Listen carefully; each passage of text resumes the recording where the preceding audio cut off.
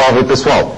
Então hoje nós estamos terminando com vocês a parte relativa às reformas, incluindo hoje a chamada Reforma Católica ou Contra-Reforma, e já iniciando as estruturas da Idade Moderna com o capitalismo comercial, que tem como principal elemento de prática aquilo que se designa pelo nome de mercantilismo.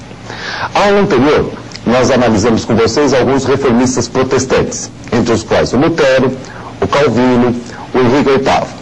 E terminamos dizendo que o Henrique VIII estaria muito mais dentro da economia, da política, do que efetivamente dentro do espírito de angústia e de religiosidade da época.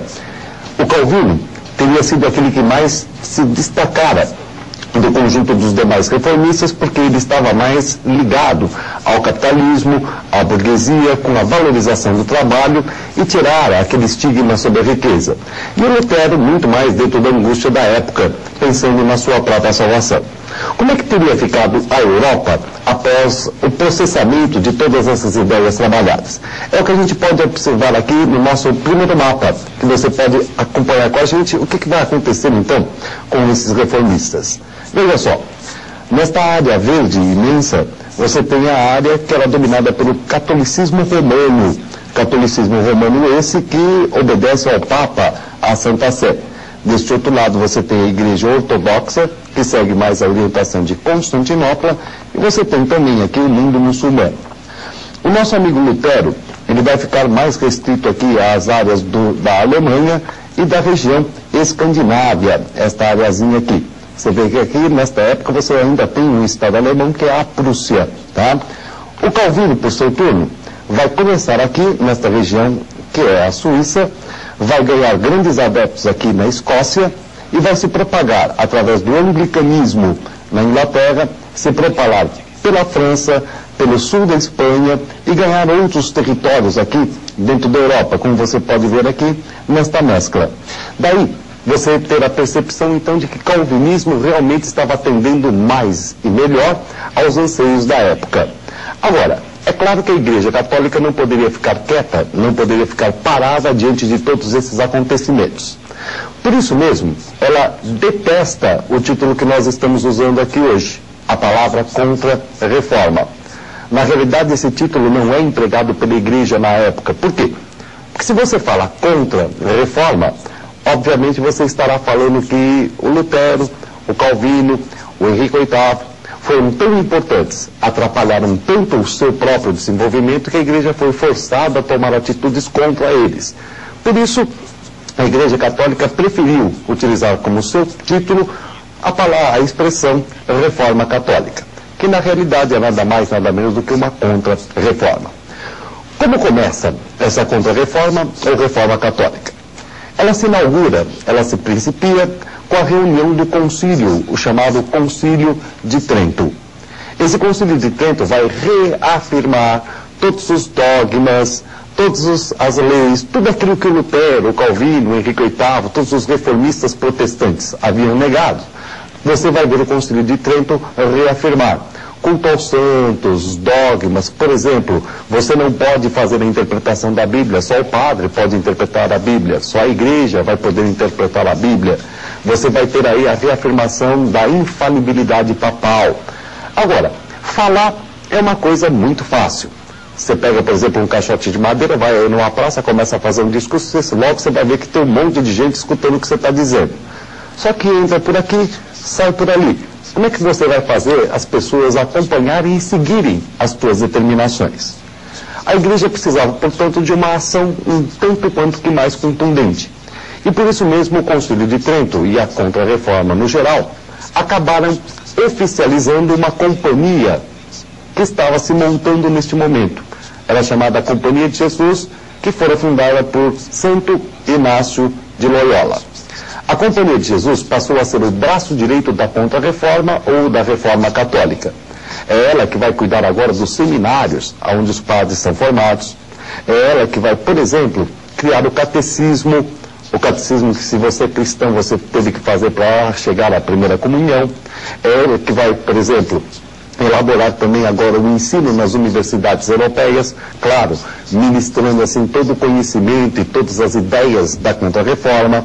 É a Companhia de Jesus que virá, por exemplo, para o Brasil colônia, para a América no geral, para trazer a ideia da Sé romana, o catolicismo católico apostólico romano, tá? Aqui, para as colônias, para evitar que os indígenas começassem a ser afetados pelas ideias protestantes. É também a Companhia de Jesus que vai organizar o famoso Index Librorum Prohibitorum. A palavra parece ser complicada, né? Index Librorum Prohibitorum. Só que, de repente, se você traduzir pela própria sonoridade, você já percebeu o que é. Índice de livros proibidos. Uma série de títulos que vão ser proibidos àqueles indivíduos que são católicos. E que, diga de passagem, existe até o dia de hoje. Só que hoje não se chama mais Index Librorum Prohibitorum, Index, o índice dos livros proibidos. Hoje é catálogo dos livros não recomendados. Eles abrandou um pouquinho, mas continua por aí fazendo a sua censura em cima da literatura. Agora, se nem a Companhia de Jesus foi suficiente, você tinha que tomar atitudes um tanto quanto que mais drásticas. Essa atitude mais drástica se verificou através daquilo que nós chamamos de reorganização da Inquisição, uma remontagem do Tribunal do Santo Ofício. Pelo amor de Deus, gente, presta atenção nisso. Não é a Reforma Católica que está criando a Inquisição. A Inquisição já existia na Idade Média.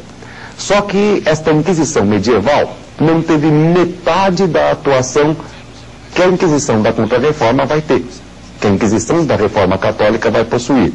Uma ação extremamente repressora, violentíssima, especialmente na Itália, Portugal, Espanha, tá? Tentando fazer com que as pessoas permanecessem dentro do catolicismo e tentando converter muitas vezes à força os indivíduos à religião católica. É, por exemplo, aquilo que vai gerar o chamado cristão novo, o judeu converso pela Inquisição.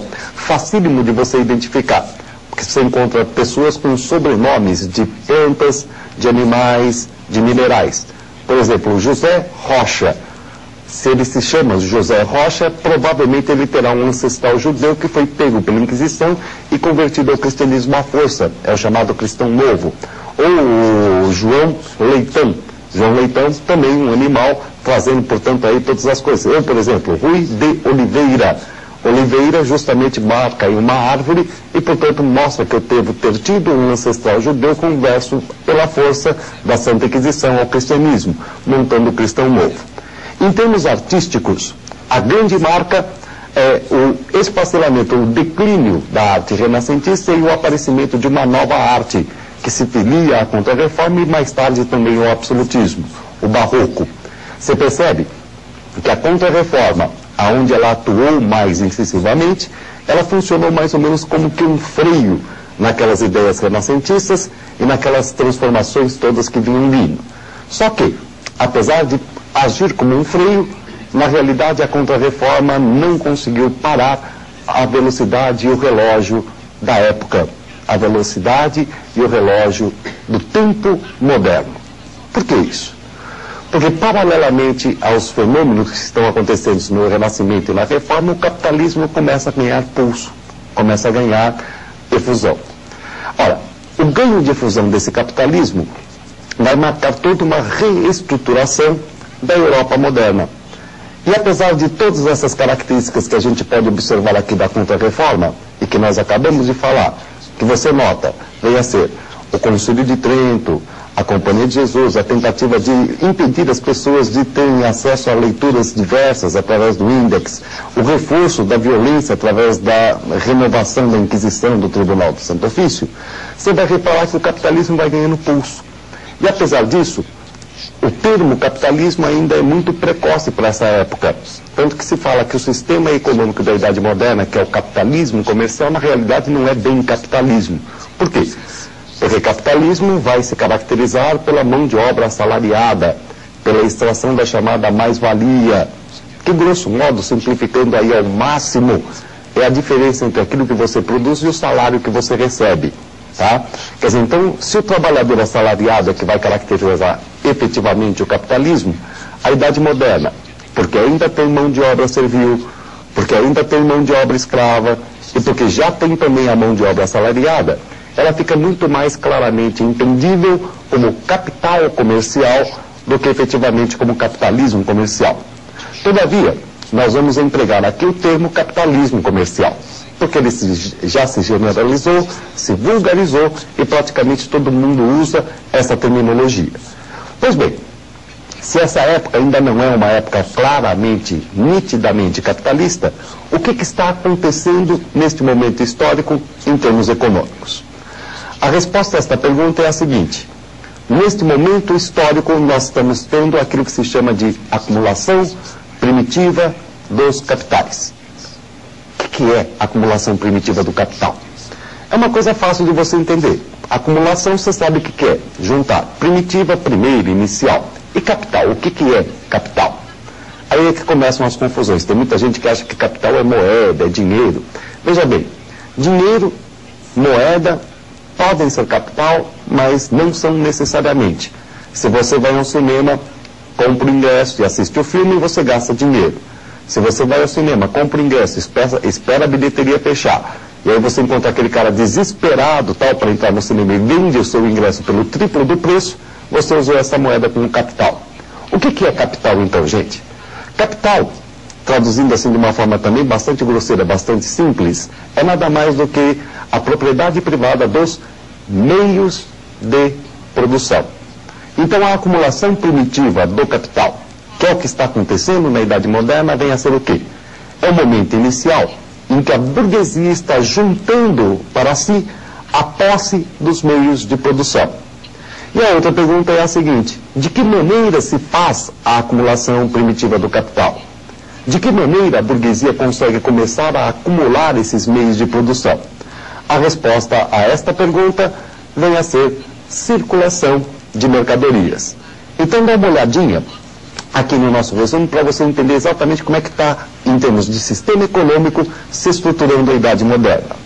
Num primeiro momento você tem a acumulação primitiva dos capitais, a burguesia acumulando, portanto, os meios de produção, e ela faz isso, neste momento histórico, não através da mais-valia, não através da exploração direta, mas através da circulação de mercadorias. E uma última pergunta que viria a ser a seguinte: de que modo se faz a circulação de mercadorias? A resposta a essa pergunta é uma palavra, a palavra mercantilismo, que a gente destrincha com você